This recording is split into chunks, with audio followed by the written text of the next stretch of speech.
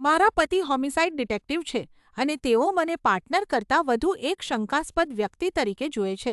જ્યારે અમે ડેટિંગ શરૂ કર્યું ત્યારે દરેક વ્યક્તિએ મને ચેતવણી આપી હતી. તેઓ કહેતા હતા કે પોલીસવાળા સાથે સંબંધ ન રાખશો કે તેઓ ખૂબ જ કંટ્રોલિંગ અને અત્યાચારી હોય છે.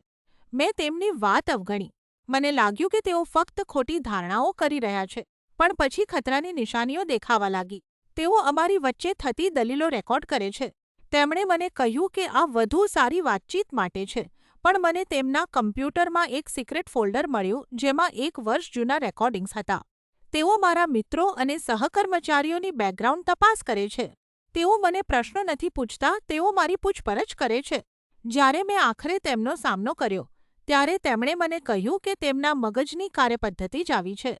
તેમણે કહ્યું કે તેઓ ધારણા કરવા કરતાં પુષ્ટિ કરવાનું વધુ પસંદ કરે છે.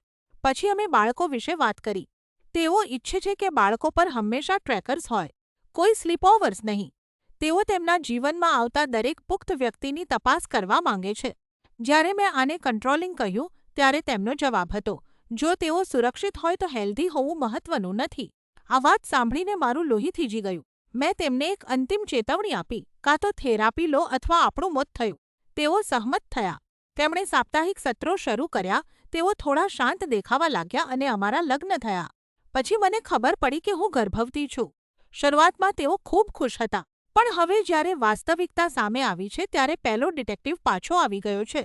તેઓ ડરેલા છે. તેઓ ફરીથી ટ્રેકર્સ, તપાસ અને વહેમ પર આવી ગયા છે. તેમણે તો એમ પણ સૂચવ્યું કે જો આપણે આ નિયમો પર સહમત નહીં થઈએ, તો કદાચ આપણે આ બાળક ન રાખવું જોઈએ.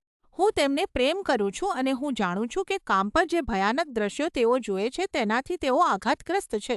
પણ મારે વિચારવું પડે છે. સમજી શકાય તેવા ડર અને સંપૂર્ણ કંટ્રોલવાળા જીવન વચ્ચેની રેખા ક્યાં છે?